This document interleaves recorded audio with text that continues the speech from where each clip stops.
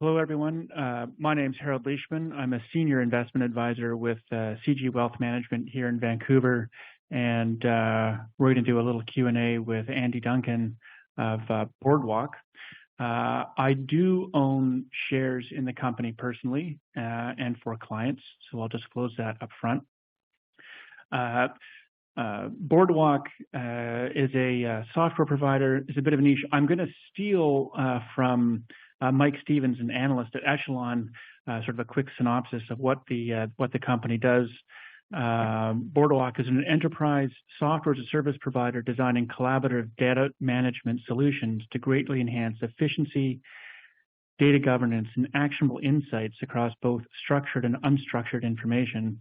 The company leverages its patented Boardwalk digital ledger technology to revamp traditional enterprise workflows, particularly those involving Excel spreadsheet applications, by enabling a seamless and secure central collaboration platform that offers full data provenance, such as auditability and traceability at the cell or unit level.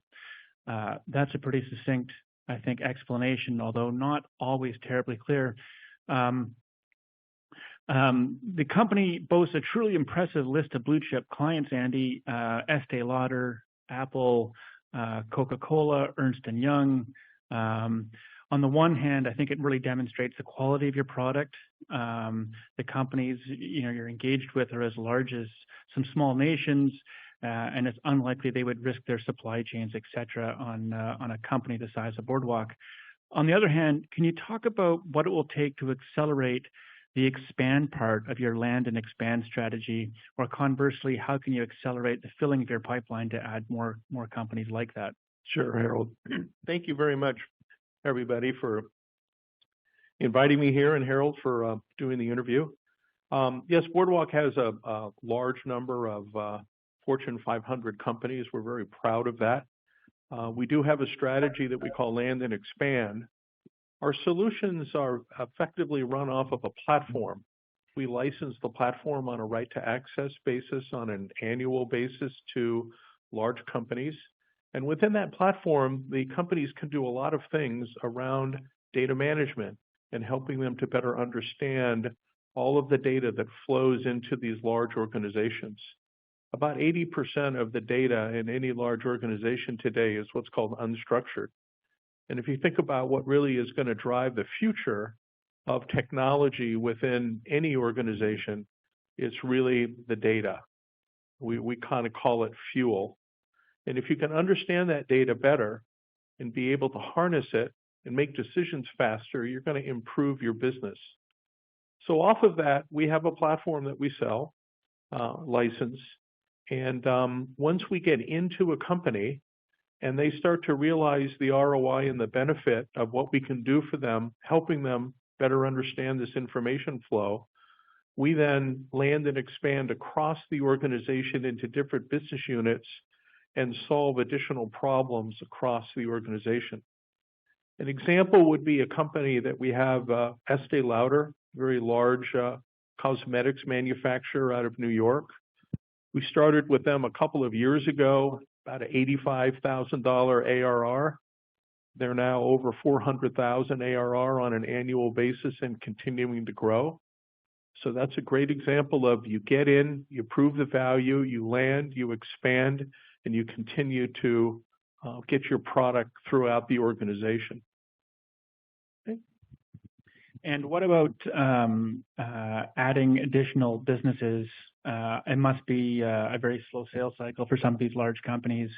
Do you have any thoughts on how you can accelerate filling that pipeline? Or certainly. So in a couple of the areas where we focus, specifically in financial services, the sales cycle does take a little bit of time. However, we are seeing improving sales cycles on almost a quarterly basis based upon the core business that we have, which is this digital ledger database environment where we help companies understand their information. And again, Harold, once we get into a company and we're under contract and we're proving that ROI, the ability to then land and expand and add revenue to the business or to us from their business is much easier. You know, once you have a contract and you're known, then it just increases. So one of the things that differentiates Boardwalk from other software companies is we don't just go in and sell one product and say, thank you very much, we're out.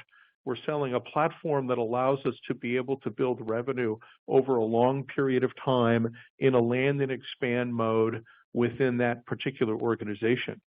The way that our sales teams are set up is that we have the typical enterprise sales groups where we have hunters going out after large deals, bringing in new names, and then we have farmers that are basically account reps that work with existing accounts.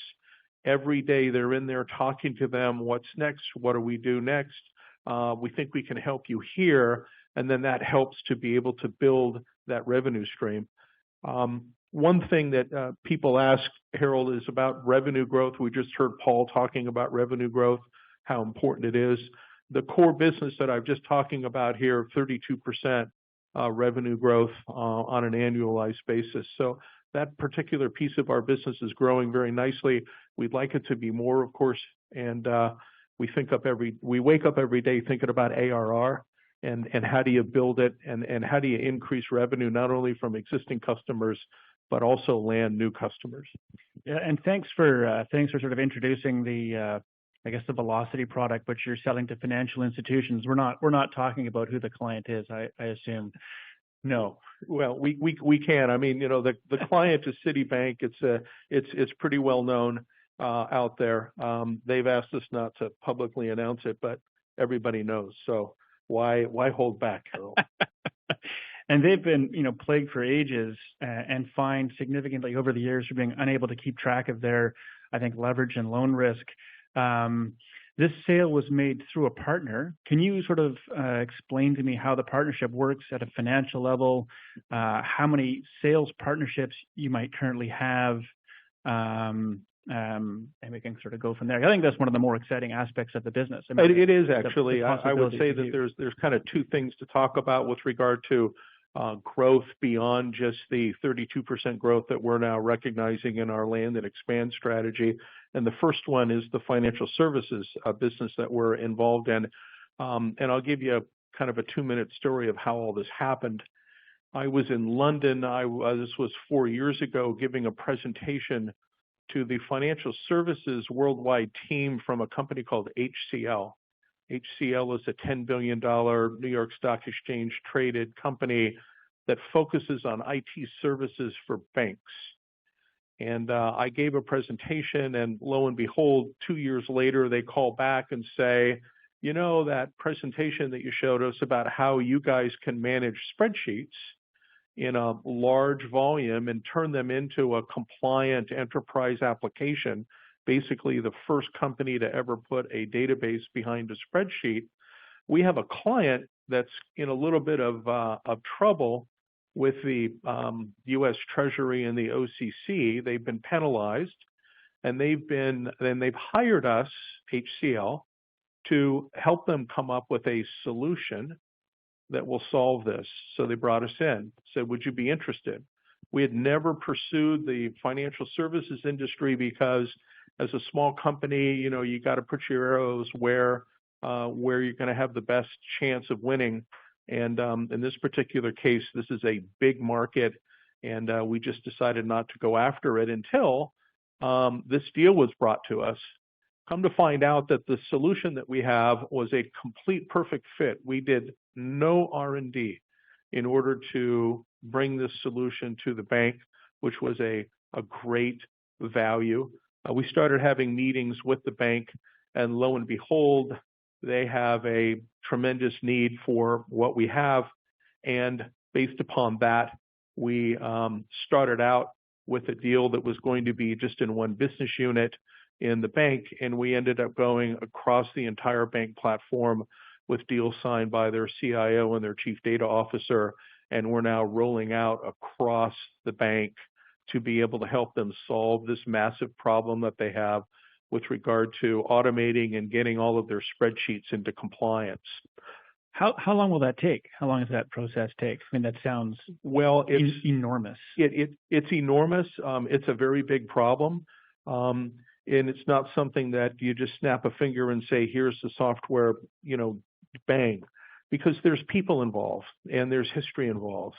So the nice thing about this is that our partner HCL and other partners that we've now contracted with will do a lot of the work, where they'll do the setup and the training and the deployment. And that's our strategy, is now to work with partners to be able to leverage that and really bring a lot of volume and let them do the work, which is what they want, right? They want that professional services work. We don't. We're trying to minimize our professional services work. I think last quarter we were maybe, 22, 28% of total revenue on professional services. As the banking channel continues to grow, we'll see a lower professional services number going forward. Now, to answer your other question, how do we grow this thing, right? And we decided in this particular channel that we, as a smaller company, even though mighty and going well, it's pretty tough for us to walk in the front door of a big bank and say, hey, we've got the best solution that's out there. But we decided to work with partners that are trusted by these banks, who are already under contract with these banks. So we've been out now soliciting these partners. We have several of them signed. We have several more that we'll be announcing soon. And we have several more that are actually either calling us directly saying, hey, we heard about what you guys are doing at Citibank and some other banks. Would you work with us? We have banks that may need this. So the strategy here is to bring on more of these teaming partners, we call it. We give them a little piece of action up front. They get all of the professional services.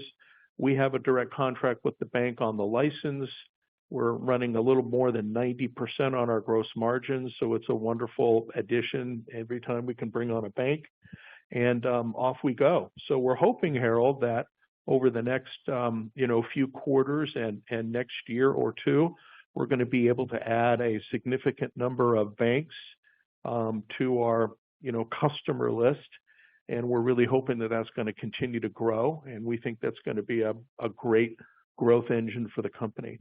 It's great to be able to leverage the sales force of a multi-billion-dollar organization that's specifically targeting financial institutions. Gets you in the door, but just huge scale. And if you can multiply that, I guess I would hope that at some point it'll really start to show up in the numbers. I think your initial deal is probably a little bit different than the next deals you might do in terms of partnering. Can you sort of walk me through, if you can, roughly what that sort of business relationship would be, and how that might affect your top line? Sure. I think if I explain for a moment the pricing back to the banks on our direct license amount, we believe that that price will run anywhere from kind of $2 million to $5 million a year, depending upon the size of the bank and the breadth of their problem. Our first customer is right in the middle of that. We sell an annual recurring license on a right to access basis. So again, pretty high margin business.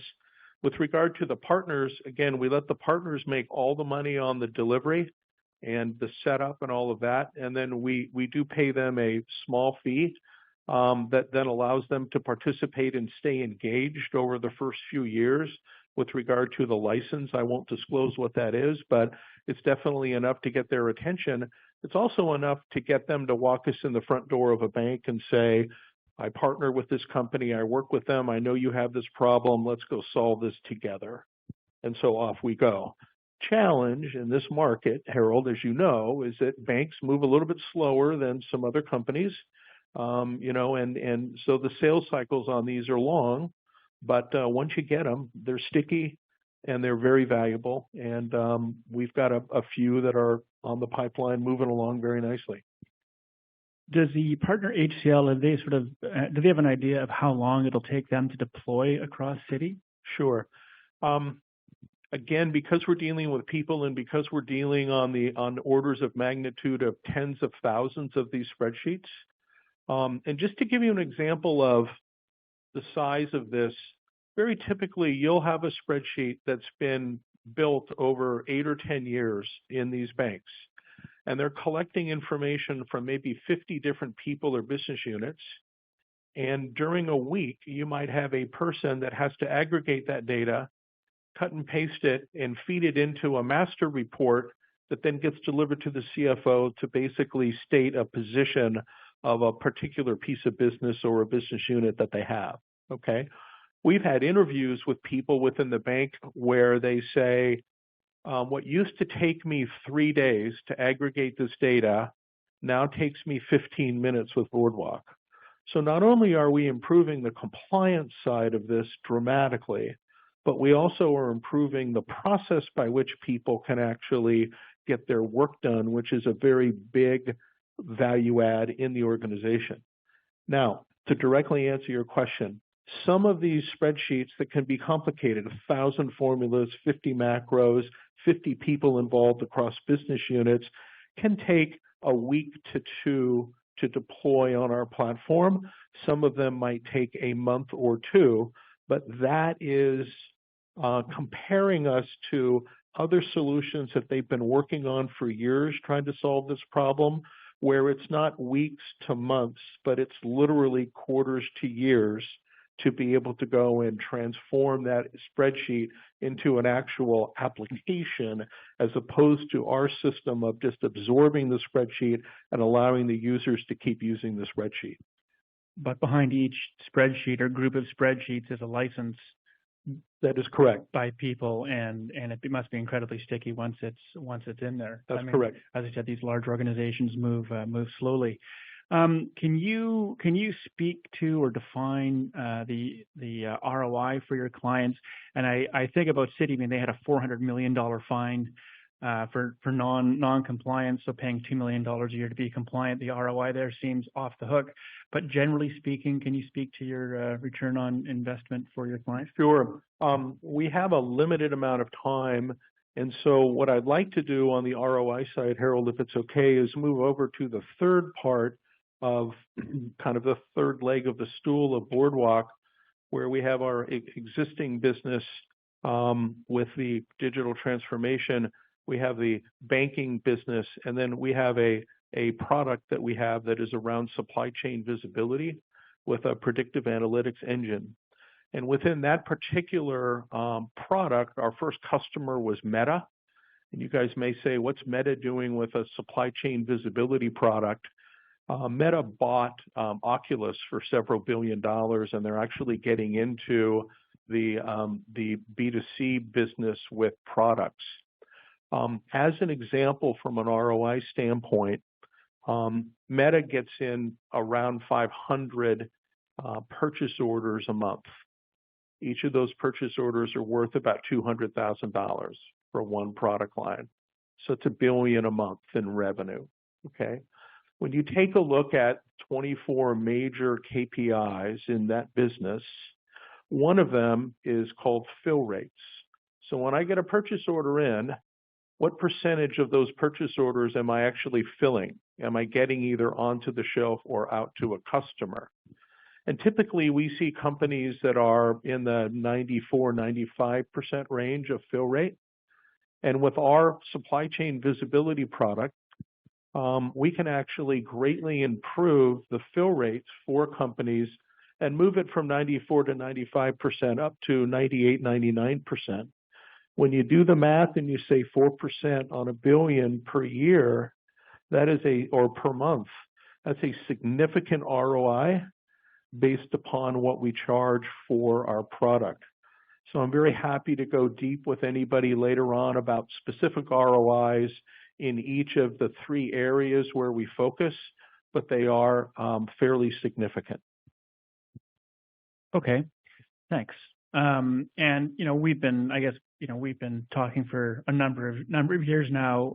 When we first met, the company was burdened with a fairly significant amount of debt, which has since been eliminated, part pay down, part conversion. And I think your company was constrained at that point in terms of having enough capital to grow.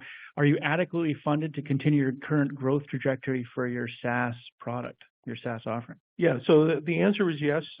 We've got enough money on the balance sheet in order for us to be able to not only hit our guidance, but also to eventually get to profitability, which we think will be, you know, in the near future. It's not 2 years out, but it's certainly much sooner than that.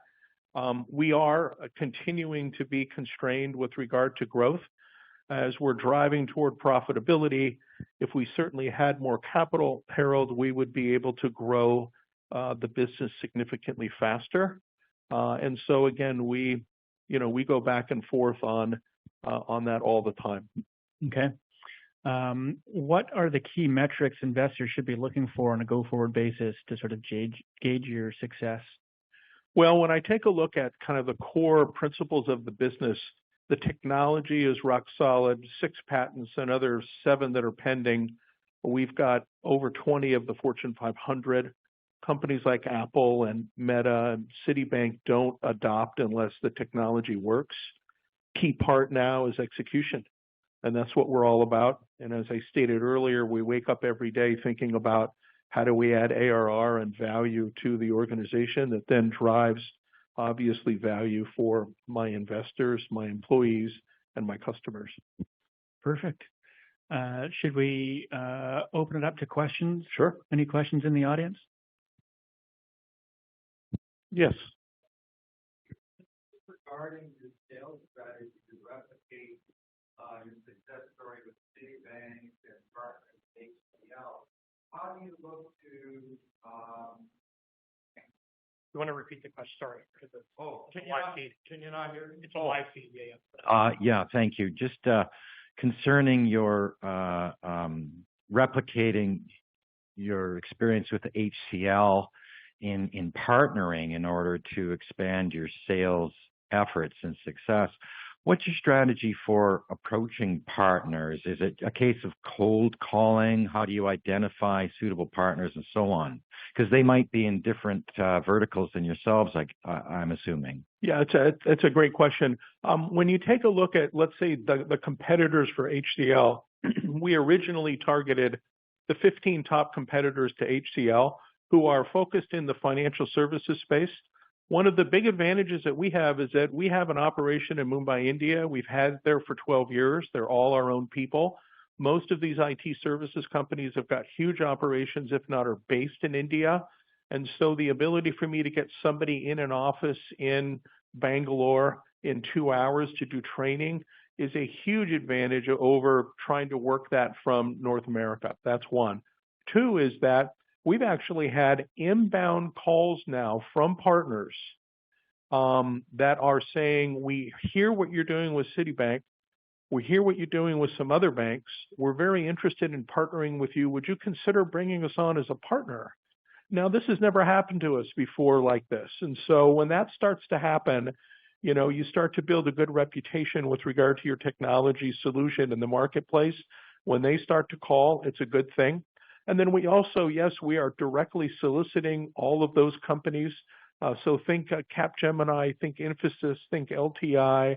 And I've got one of my senior executives that is solely focused on signing these teaming agreements and bringing on these new partners to help us enter this banking field. Right. Thank you. I think that once you crack the first one, crack Citibank, you know, there's sort of a stampede effect that the other their competitors look at that. Nobody wants to be the first, but once you get the first, perhaps there'll be less resistance to more. Thank you. You're welcome. Any other questions out there? Okay. Yes. Hello. I'm interested in learning a little bit more about your salaries, wages, and benefits line item. You guys have quite impressive margins, but obviously it does sound to be quite labor intensive to deploy the software. I know you're doing that partially through partners, but I was wondering, are you doing any of that internally? And what functional areas are your salaries going to? Sure. So we do have a professional services team and project managers, both based in the United States and in India. We are actually able to take advantage of Indian salaries, quite a bit. as part of our delivery. And in fact, if you look at our last quarterly financials, you'll see a continued reduction in the professional services line of business of revenue. And that's on purpose because we're trying to shift that more to partners. And as we shift that more to partners, the partners then learn how to do it. And then the partners then will go out and sell to be able to get more projects for them.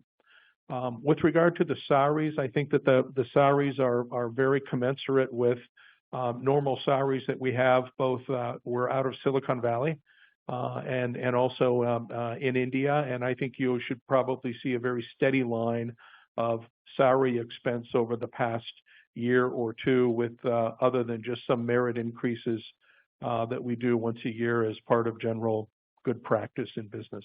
If I could just add on, in terms of the overall salaries, one of the key aspects about our platform is it is not labor intensive. So if you're used to an SAP where there's a team of 40 guys 2 years later in your west wing of your building, to give you an example, when we signed Ernst & Young, from the time that we signed the license, we had 4.5 heads that were allocated to implementing it. They went live in 6 weeks at UAT. After that, 2.5 of those heads were dispersed to others. So unlike having to have a lot of personnel there, and one of the key reasons is we're not rewriting code. We're not doing SQL queries for everyone. So this is kind of the revolutionary aspect within it, but it also means that you are not having to put large teams to constantly massage the implementation and continuation and expansion of the deals. I can also go offline with you in terms of how we've been using equity, so everyone has a stake within it, as formed to cash, as well. But I'll go offline with that. But we do benchmark, including the Hague Group, along with Grant Thornton and others, as far as benchmarking. And we are not. We're very conscious, let's put it that way. And I think we have to wrap it up at this point. So, Andy. Great. Thank you, everybody. Harold, thank you for the great questions. Thank you very much. True friend. Thank you. And again, I'm around, so all day today and tomorrow if you guys want to sync up.